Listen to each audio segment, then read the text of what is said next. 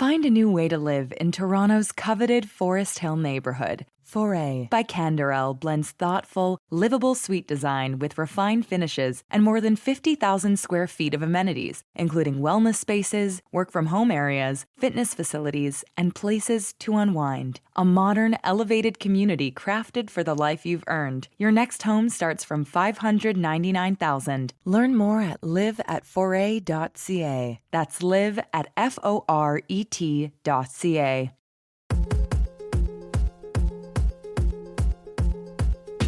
Artificial intelligence is most certainly artificial, but whether it's truly intelligent remains to be seen.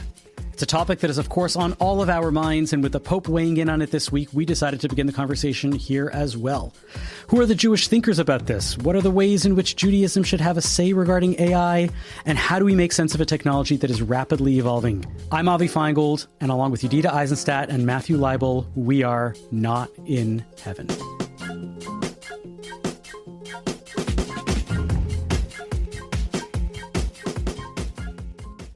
Post Shavuot, how are things? Well, Matthew's super sick. Yeah, I'm not super sick. Earlier, I was super sick. I'm still just sick, but I'm okay. I'm hanging in there.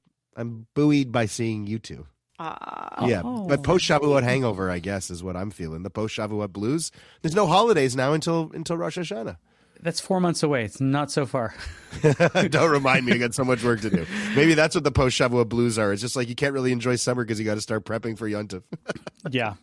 What do you do, Matthew, for Shavuot, given that you're not this is the story I will tell. Yeah. Well, yeah, but every time there's a holiday, I help lead those services at Simkin Center. So, and I get to read Torah, and we had our annual cheesecake party, which is great. But the story I wanted to tell you guys is that my wife has become really, really good at making blintzes. And earlier in the week, when we were planning the dinner with my family, my mom kind of said, we don't really need blintzes. We've got enough other stuff. And my response to her and to the table was, but if Heather makes blintzes and brings them, are you not going to eat them? And my mom said, no, we'll eat them. We'll serve them. It's okay. So fine. A couple days later, she makes them right before Shavuot. We bring them to my parents' house.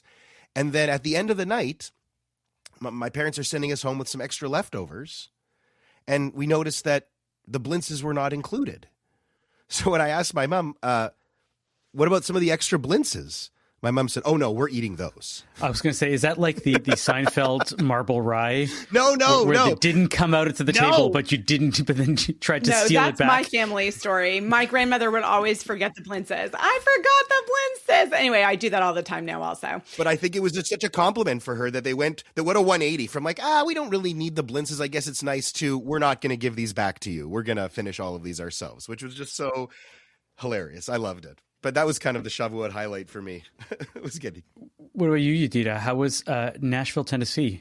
It was fun. It was really nice to be there. We used to live there. 3 years ago, we moved to Washington, D.C. So it was really nice to go back and see our people there with our kids being like real humans and no stroller.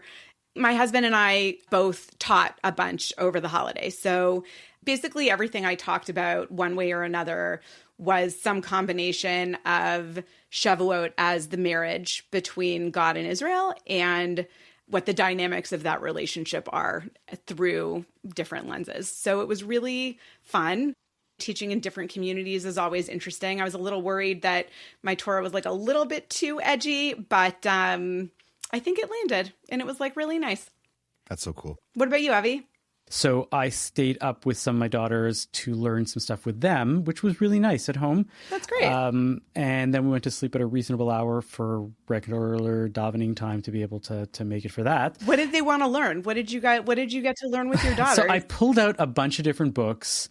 And the thing that my middle daughter really gravitated towards, do you know The Ethicist from New York Times Magazine? Yes. So the first ethicist wrote this book with various ethical dilemmas, and then Rabbi Asher Weiss wrote his own version of that called The Jewish Ethicist, and it had some similar ethical dilemmas, but from a Jewish perspective.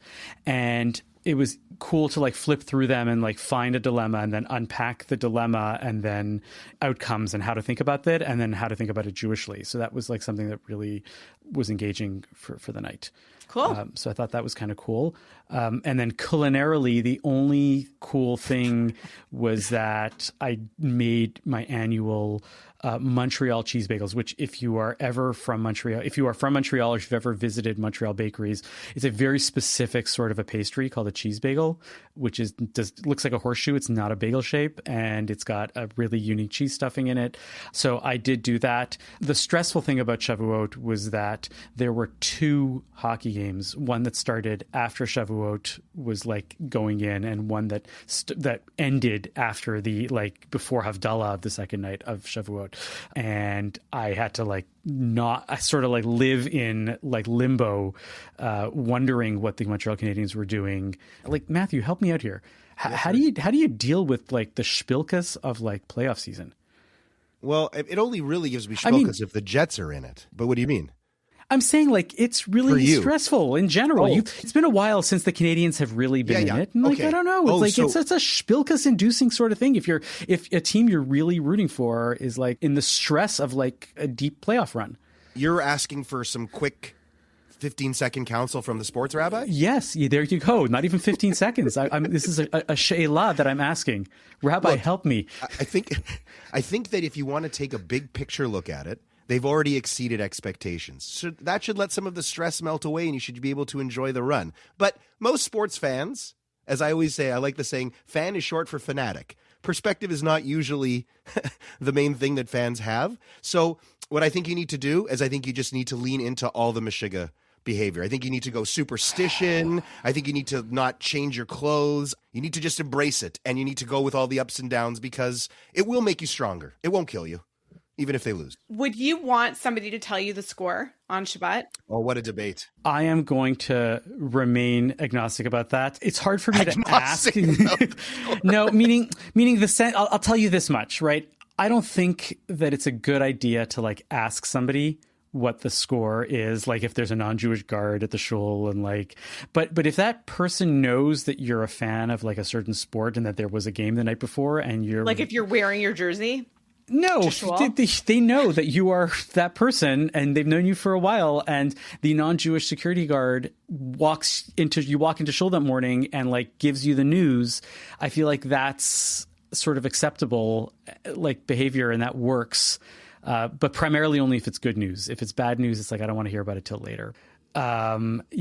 Speaking of religion and sports, let us talk about the most famous Chicago White Sox fan in the world, Pope Leo XIV, and his recent encyclical on AI and religion coming up as our main topic.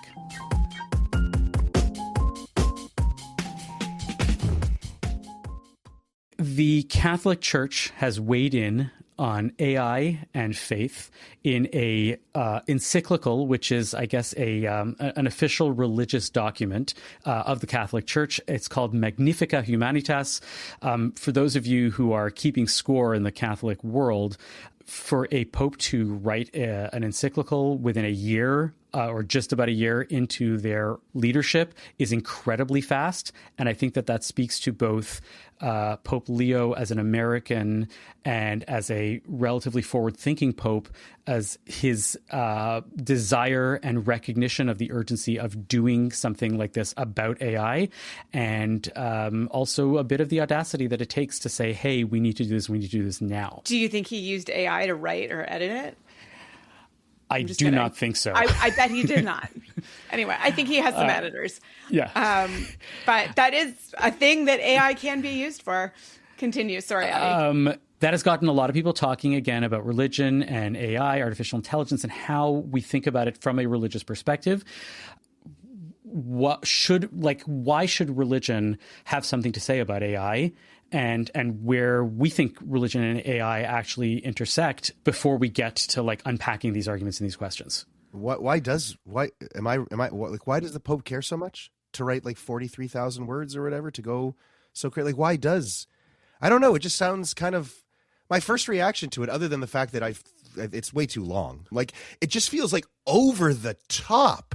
Calling it the Tower of Babel, I don't know. It just seems like a bit of an extreme overreaction. I don't really get why the Pope is so freaked out about AI. I don't know. Can you guys help me understand why he's so freaked out?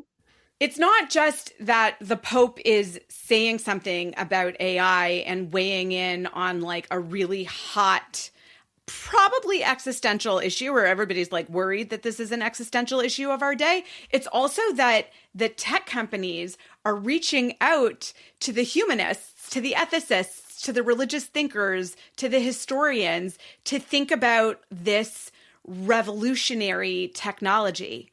And I never actually like made it through James Michener's source, but right, like eventually humanity figures out how agriculture works and that they can plant things and that they will grow.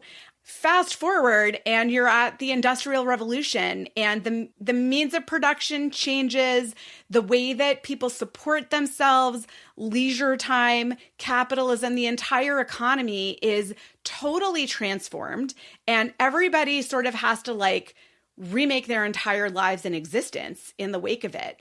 And I think that the concern is that we're back in one of those moments. And if AI can do the thing that everybody is saying that it's going to be able to do, number one, we're going to have like mass poverty and the entire upturning of the economy. And like there will be a few wealthy people and God knows what the rest of us are going to be doing. And the Pope is saying, let's just like put on the brakes and think about this, right? Because on the one hand, it's impossible to stop technology, even if we were trying, which it's not clear to me that we are by a long shot.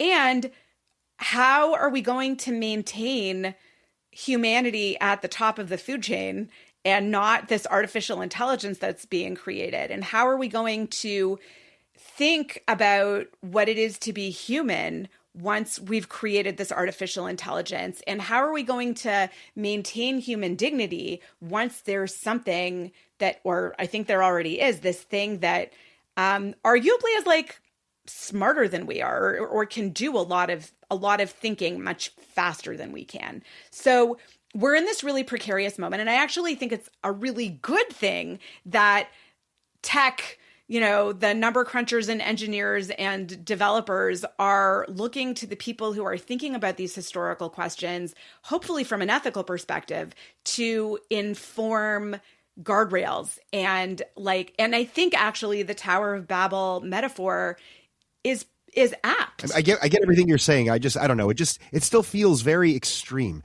And I understand all of that. I really do. And I do think that those are all really important points. Look, I did a huge thing on the golem when I was doing my training. And to me, AI is the golem. Like there's absolutely no doubt that it can be a tool that starts off as a good thing, but if we just keep feeding it and feeding it and feeding it, it will destroy us. Like it's just that's what the golem is. That's Frankenstein. That's AI. That's all that stuff. I buy that, but it doesn't mean that it's an all bad endeavor. No. There's to extend the golem metaphor and to remind ourselves of the stakes of this and how it works. I always think about our producer, Zach Hoffman. Every time I see him, we usually are doing something work related. And he has an Emmet sticker on his computer with the mem that is like scrubbed out a little bit, which is the tale of the Maharal, and said, well, I have to stop this golem. And the way you stop this golem is you turn it off. And, currently and for the foreseeable future, AI has an off switch still. And so let's be mindful of that. So before we freak out and think that it's going to take over the world, there is still an off switch. And for a while there will be. Yedidah's skeptical. So this is, to Matthew, this is my read. I think religion has started realizing that technology does impact it and has seen that for the past 100 or 200 years. And it doesn't always say what it should say. And the most recent example is the internet writ large and social media writ large, for which in both situations, the religious world was silent until it was, quote unquote, too late. And also the religious world sees that the world sort of absorbed the utopianism of the inventors of these things hook, line, and sinker until it was too late and realized that it was bad, right? So in the and case it's actually a dystopia. Yeah. That's a really good point. Yeah, I get that. And people are feeling like burned by the idea of what happened with social media. And so everybody's like, no, we got to get on top of this now. We got to think about this now, right? And like say stuff about it, while it's still in its nascent form so that we're ahead of it. The place where I think that that's wrong, I think that the strength of religion is that it's careful and it's measured and that it makes statements not out of reaction to something. And that doesn't mean that you can't work quickly, but I think that you have to be a lot more measured. What I think the role of religious thinkers here is to sort of say, these are the things that we're keeping our eye on right now.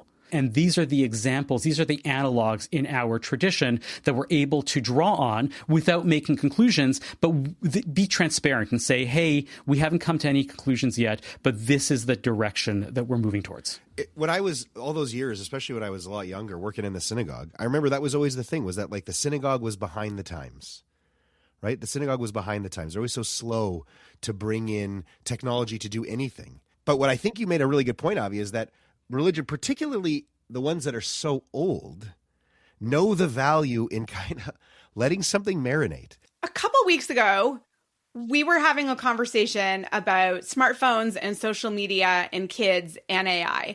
I think that we all more or less agreed that social media is bad for kids and should be rationed. And maybe also social media is sort of bad for everybody. And now we know that. And the horse is out of the barn. So what are we as individuals, doing for ourselves? By the way, making my phone black and white lasted all of 10 minutes.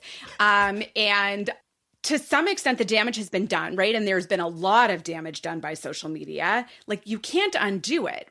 If we are trying to learn lessons of missed opportunities in the past, when there's something big on the line, like AI and, its revolution of the workforce and the economic bubble that may or may not ruin all of us, and I want smart people thinking ethically about how are we going to ensure that people have access to the dignity of work, and what are they going to do with any of the leisure time that maybe is opened up. I want people to be thinking about that. I want us to be establishing guardrails. I want us to be thinking about whether or not teenagers who can't necessarily tell the difference between an AI chatbot and a human on the other end of their Facebook Messenger. I want people thinking about that. I agree with you, but I also want us to be nimble enough to think that the problems that we're thinking about now may not be the problems that actually matter. And in 2 years from now, we might have a completely different set of problems. And we will have just made a whole statement about whatever, and we're moving in the wrong direction.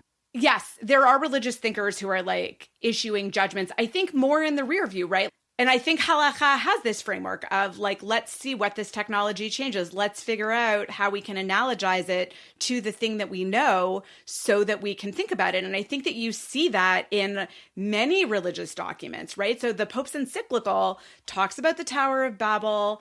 I think also in talking about what makes humanity different, he's talking about Salam Elohim, that humanity is created in the image of God. And he's thinking about, well, what does that mean? And then of course, in making my notes, I was thinking about, all those episodes in Star Trek about, yes, I'm a big Star Trek nerd, about Data having consciousness and what it means to turn Data off. And when Data crosses the threshold, or Westworld, right? TV producers, writers have been thinking, and Frankenstein, right? We've been thinking about these technological problems in literature and TV for a really long time because they're a reflection of our own anxieties about these changes. The Tower of Babel thing doesn't work for me. This is why. Tell us. The Tower of Babel story, those guys were literally trying to get to God. I don't see that that's what they're doing with AI. I just see this as when you talk about the Industrial Revolution, when you talk about anything, human nature is to try and improve efficiency and productivity. That is not a bad thing. The being able to have these access to texts and all these sorts of things, these are all positive things. I don't think they're trying to be like God. I think they're trying to be more efficient. And I think the human nature is to be impulsive and get carried away with that. So yeah, you need to take a step back. But I don't know, like that claim didn't really land for me because I didn't see the goal. I don't see the goal of AI developers and AI proponents in society as being like the people who are building the tower to get to God. I think that the Tower of Babel analogy is about synthetic creation of consciousness. Whoever thought those words would come out of my mouth?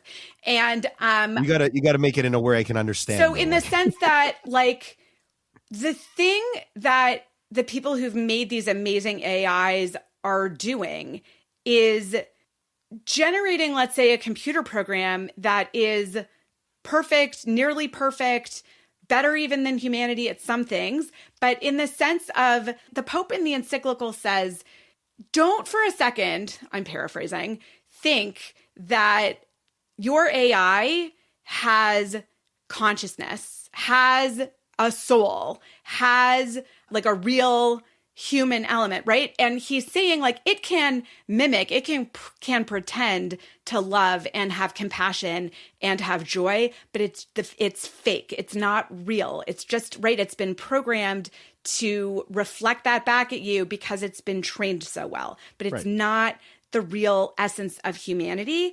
And like, that's the threshold, I think, that the AI creators have sort of challenged themselves to cross, right? The question is, like, can they create a thing that has real consciousness? And so if the Tower of Babel isn't apt, right, like, you can think about like God breathing into the, mouth of this mud creature and giving it consciousness, and, getting kicked out of the garden so that we do not become all-knowing and live for eternity, which is like kind of the thing that we're creating, right? Like, that's the thing we're not supposed to do. It's like past the limit. And that's so interesting. So the question of like, you see it like that? Are we on the threshold of doing this? So this is where I think that Pope Leo is most on and right, and where I think that the tech people are very much like, not like the Tower of Babel, but are trying to be godlike and that's where the Tower of Babel analogy comes in that they think that they are creating consciousness, and we should think about it in those terms. And I am with the Pope that I don't think that is actually going to be the case. Michael Pollan's new book is about consciousness and the search for how it works. And if you read it, you realize how cutting edge tech, like science, still hasn't figured out even the tiniest clue about how consciousness arises from the embodiment of a bunch of cells and neurons and like stuff happening. And there is something I think that we are coming up against in terms of human knowledge and the capacity to know what this is. And AI is actually reminding us that, neurons or thoughts or the intelligence of something doesn't make it conscious, and that we shouldn't necessarily listen to the people that say, oh, we are creating consciousness.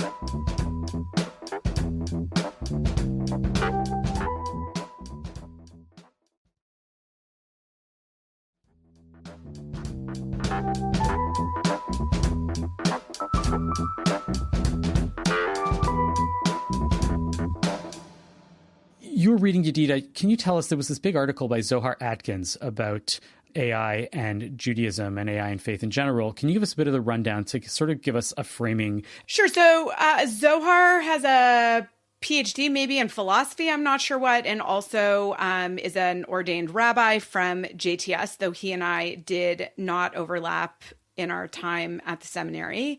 Anyway, he talks about Javan's paradox, which apparently is like one of those economic rules that everybody talks about. And the principle is that efficiency generates demand. So in this case, efficiency is all of the efficiencies that are opened up by AI. And his argument is that this is actually going to increase demand. And he is thinking specifically with respect to access of Torah, really, right? So historically, in order to gain facility with traditional Jewish texts, one spends years and years and years learning how they work, learning their languages, learning their rhythms and thought patterns and how to do the thing. And his argument is that with the help of AI, more and more people will be able to do that themselves. But he argues that this also will increase the demand, I think, for people to sort of coach them in that, and also for chidush, which he talks about as a productive kind of reading, right? Rather than reading to gain knowledge, now that one can use AI as a tool to, like a research assistant, and to help you synthesize that knowledge, that the demand also for productive reading and insights into the Torah will increase significantly. This is where I think Atkins and bringing in Javon's paradox, right, is more on the right track of asking the types of questions that I think need to be asked. What happens, right? And I've been thinking about this a lot. What is the nature of what rabbis do, and how is AI going to change that? Those are kind of interesting questions. I was talking to somebody for Jews. Yeah, exactly. I was talking to a rabbi colleague of mine who told me that he was very skeptical about the current crop of rabbis, because he said, I asked a rabbi who just graduated from rabbinical school what they do when they get asked a halachic question.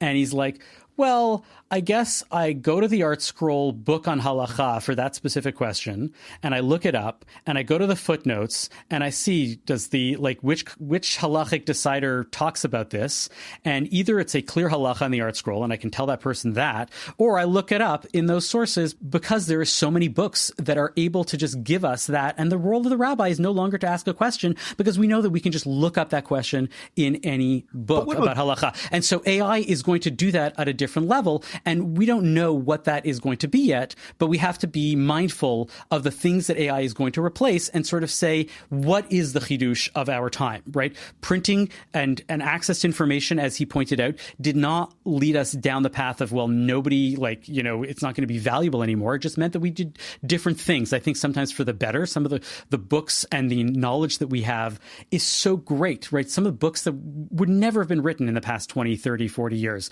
if not for the internet and access to all this knowledge. And some of it is just so head scratching. Do I need a book on the halachot of dentistry written for religious dentists? No, but it exists. Well, I want to ask doctors. Mm-hmm. You see this all the time. People can research medical things using the internet and self-diagnose and challenge their own doctors. I don't think it's ultimately big picture damaged, or the internet or whatever has changed the way doctors do their job, as an example, comparing to your friend with the rabbi. What do you guys think? My daughter had a very rough entry into this world and spent the first, I think, either 12 days or 14 days in the NICU. And the first week she was being fed through tubes directly into her belly button. If you don't clamp your umbilical cord, you can still have access to nourishment. So she's getting Gatorade. I had no idea. The doctor said so cool. Gatorade through one tube and hamburger protein, whatever, through the other tube. So there was a lot of stuff going on as the doctors were trying to turn on her body. And I hope Phil doesn't mind that I'm telling this story. And through all of this, my researcher husband was decided it was time to get his medical degree. And he would sit in the hospital on the Wi-Fi and research all the things that the doctors had said and mentioned. And what do you do in this situation? And so where I'm going with this is that all of this technology lets us ask better questions, right? If you're using it as a tool, it can get you pretty amazingly. It can catch you up on the most important things to know about XYZ. But for example, because Claude says this to me all the time, I am not a medical doctor. Call the doctor, right? Exactly. This or that, but call a doctor, right? So for the moment, and AI is not a rabbi either, right? It's the same thing, right? But so that's what I'm saying. Expertise for the moment, I hope, still remember the acronym matters. In the early days of the internet, CYLOR? What is contact that? your local Orthodox rabbi.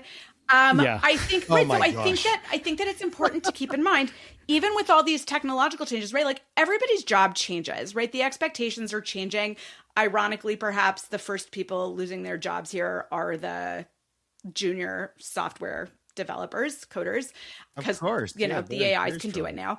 But for now, expertise still matters. And Avi's right. Like, we don't know if this huge economic change is actually going to open up enormous free time for people to study literature again. Incidentally, the Forever. doctors that Expertise will always matter. I really don't believe that it can ever be replaced. We will the see. doctors that I've talked to about this very recently, like in the past few weeks, have all said that they have thought, for example, that dermatologists and radiologists would be out of a job by now, and they aren't, and that doctors are finding it both interesting but also difficult to incorporate AI.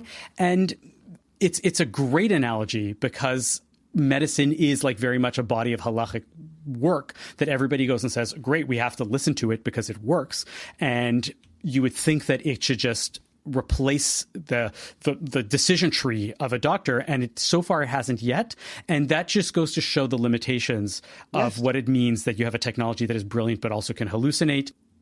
I have this in a piece that I'm writing, where a rabbi told me that it used to be that the rabbi was a moreh hora'ah, right? A halachic decider of insights, a halachic insights. Nowadays, they're a moreh derech. They're a life coach, essentially. He told me, he says, I'm a public rabbi and I'm essentially a life coach these days. And that's my job. And I don't run away from it, but that's what a rabbi does and should be doing. A pastor. And AI cannot replace that. And AI cannot replace. I think about all the. What have you guys ever tried to use AI for? Oh, I use for lots of things. I once asked AI to write me a wedding script just to see what it would look like. It was garbage.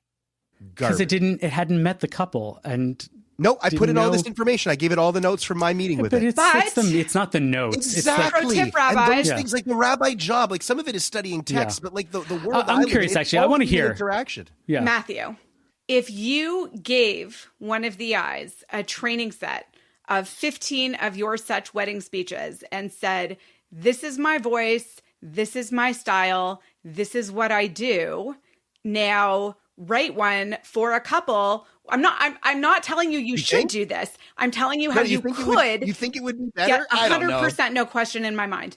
You could. You think that it could just totally but I don't know. There's so much of the human element in it. There's a spontaneity. There's an ad-libbing quality. There's things that the computer can never quite get. I'm not telling anybody they should do this.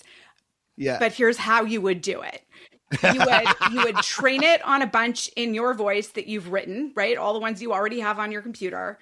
You would make a document of notes about the couple now, and you would ask it to draft it, and then you would rewrite it. It would give you a first draft, and you could add it, and you would practice it, and then you would still ad-lib while you were up there. And so what it does is it has the potential to make you a lot more efficient, but it also can be trained on your voice. So for better or That's worse. Interesting. Yeah, I am not going to explore that for anyone who's wondering. I'm curious what's some of your main use cases, Yedida, for AI? I use it to quickly learn about anything I need to be caught up to speed for. Like I use it if I could take Advil and Tylenol, how far apart? Right. It's good for just like basic information questions, or Quick if question. you want to figure out digital strategy or a quick historical question and then to go do research about it, or to take a picture of my living room and say, which colors should I paint this canvas? It can do anything.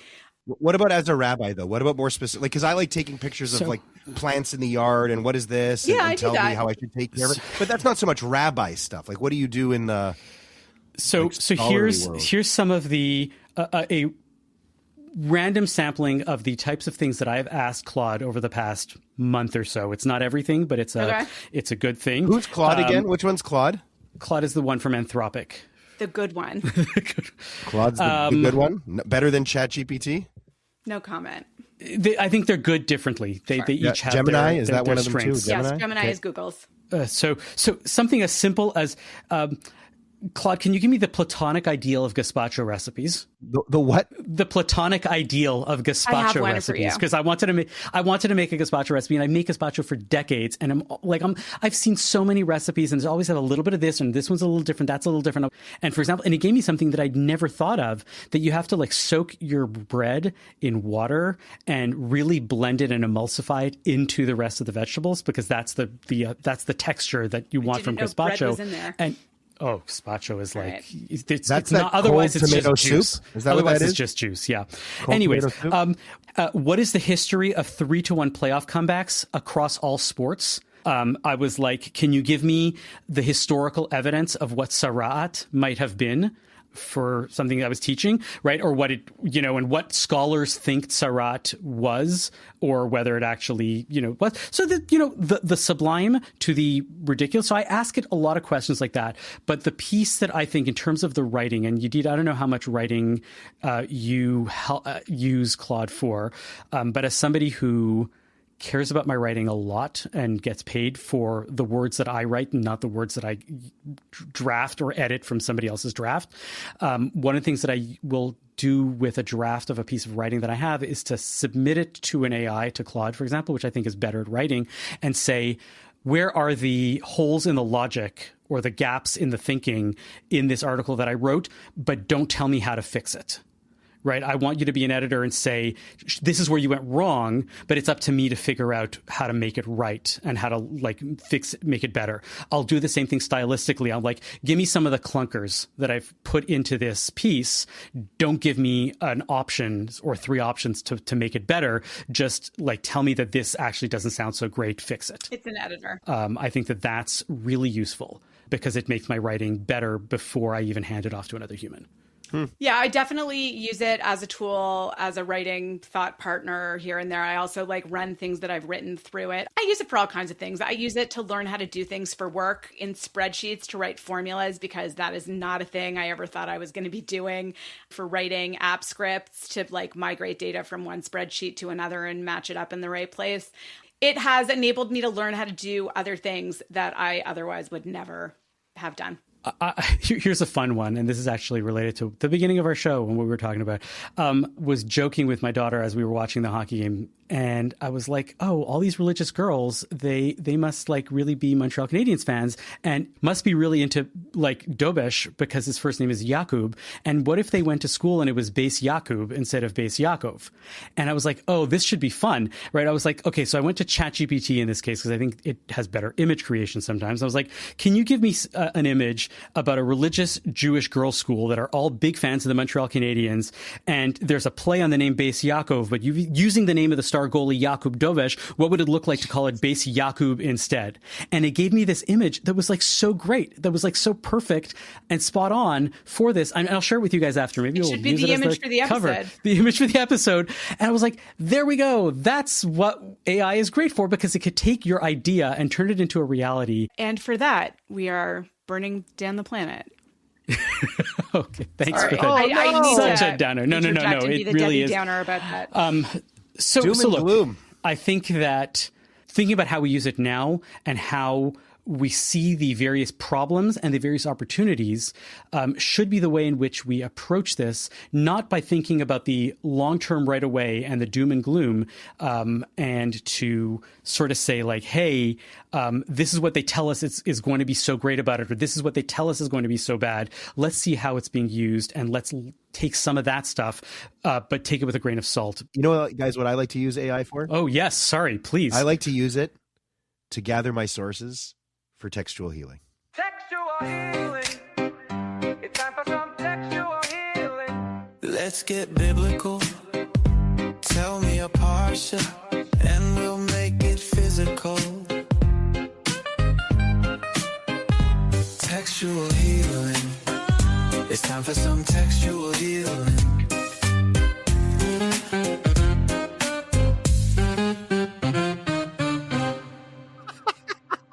Matthew. Okay, so this on that note, Matthew. This week's parsha is Naso. Let me get through this.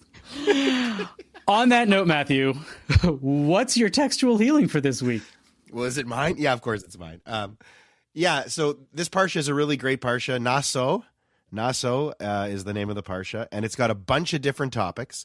It is in the bar mitzvah season, so I've taught this to so many students, and I always have a great conversation with 12 and 13-year-old kids about the Nazir, the Nazarite, one of the interesting little nuggets in this parsha. So quickly, for anyone who doesn't know, Nazir, the Nazarite, was someone who took a vow of a period of time, and during that vow, I always tell the kids they're kind of like a Jewish monk. They don't do wine or vinegar stuff. They don't go near death, and they don't cut their hair. And the whole idea was to separate yourself from society, and usually to kind of rebalance yourself spiritually. That's usually what's kind of shared from the thinkers over time. So that's the Nazir, right? Separate from society, no wine, no hair cutting, no death, like a Jewish monk. And what's really interesting is at the end of the Nazarite vow, which could be 30 days, it could be a year, whatever, they have to cut off all their hair and burn it, which is, interesting. And then they have to bring a sin offering, right? And the rabbis are always really fascinated with, well, wait a second. In the same chapter, you said that the Nazir shall be holy. So then why, when the vow is over, does he have to bring a sin offering? And Yedida's boy Rashi points out that it was a sin to abstain from wine, right? Wine is a pleasure in life, and food can be a pleasure and holy, and wine can be a pleasure and holy, and you abstain from that, and that was a sin, kind of leading us in this direction that one of the reasons why there aren't real long-term Jewish monks is because Judaism doesn't believe in giving everything up. Like, that's not really what we want. But Ramban Nachmanides has a great 180 take. He says that the Nazir brings a sin offering at the end of his vow because to leave the status of a Nazir and return to society is the sin. Taking a step down from the holiness the Nazir achieved is the sin, which is a really, really interesting way of thinking about it, of flipping it, because how can the Nazir simultaneously be holy and need a sin offering at the end of the whole process? So I guess I always kind of tell the kids, the last commentator I tell them about is Rambam, Maimonides, who, like with a lot of things, says it's about finding like a balance in life. The Nazir is kind of, I've said to kids, it's kind of like going to rehab. It's kind of like a major self-correction. It's a bit of an overreactive self-correction when you get too bogged down by the material world. But then you're not supposed to stay a Nazir for your entire life. You're supposed to refocus, reset yourself, and then return to society. So lots of really interesting thoughts on the Nazir, and there you go. Can I pick up on that? Please, you do. Because I'm also going to talk about the Nazir. I think that the Nazir is actually like an interesting framework for today, because I think we're really living in a time of real decadence, and the idea of like abstention or guardrails is something for people to really think about in this time of changing economics, cheap goods, access to leisure, and like how we consume. So the rabbis try to learn a lot through juxtaposition. So the text immediately before we get the instructions for the Nazir is that of the Sota, of the suspected adulteress. And I'm not going to go through all of the details about that, but, Torah's pretty clear it is not a fan of adultery. And there's much that is interesting about chapter 5 of the book of Numbers. But the thing I want to pick up on is about how after this suspected adulteress is brought to the temple by her husband, who has warned her, like, I do not want to see you alone with this man. And she has, gone and made herself alone with that man. And there were witnesses and they warned her. Anyway, so this is including all of the rabbinic interpretation there, the rabbinic guardrails on this case. So they bring her to the temple, and in the course of mortifying her, of really, really embarrassing her, one of the things that we're told that the high priest does is that he uncovers her hair, is the way that that's typically understood in chapter 5, verse 18. And the word for that is para. It's pei resh ayin, that he uncovers her head. And then also with the Nazir in chapter 6, in verse 5, the text says that a razor shall never go over the Nazir's head, right? He grows out his hair. I think like Matthew did that year that he met Bruce Springsteen. And the text there says that his hair goes untrimmed, right? Like you can kind of imagine it being very wild. And there's this wild untamedness. There's these extremes of the suspected adulteress and her maybe efforts to present herself as tamed, when, I think that the idea here is that she really isn't, whereas the Nazir like counterbalances that completely to this abstinence, and in the course of that, like also lets his hair grow really wild. Anyway, I think I haven't like fully fleshed this out, but I think that there's an interesting connection in the use of this word in both passages, and the ideas of like how we present ourselves and are consumed and relate to other people around us. Cool. Really cool. That Sota story, like got to be one of my most hated parts of the entire Torah. It's just such a hard read. It's just so it leaves me so uncomfortable. It really does. Always has. Well, the rabbis said it. I think they say it never happened. So, right? Isn't it also a like it never happened kind of tale? Maybe. Like the Jubilee year or whatever. You can ask Claude afterwards. Mm-hmm. Go for it. Yep. Well, I can tell you I didn't know. Here's a great example. So this is not the textual healing that I walked into this episode with. But while you were talking, Matthew, I was like, I had a question that just like popped into my mind, and it was 2-part question, and I asked both of them to ChatGPT. The first question that I had was, what is the halachic sources? What does the Talmud and the later halachic sources have to say about the minimum shiur, how little of wine a Nazirite needs to have to ingest in order to violate the halacha, the vow of being a Nazir? And it gave me not zero tolerance.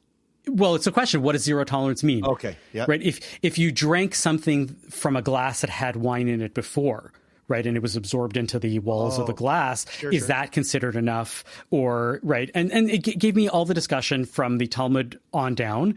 And then I went and asked, does this shiur, this minimum amount, affect the discussion around whiskeys that are aged in sherry casks, which also discuss like a minimum shiur. And it was like, oh, this is really cool. And you should think about it in this way and that way. And that there's 2 very different halachic realities working here, but it's actually really interesting. And it all of a sudden gave me a framework. I was like, oh, cool.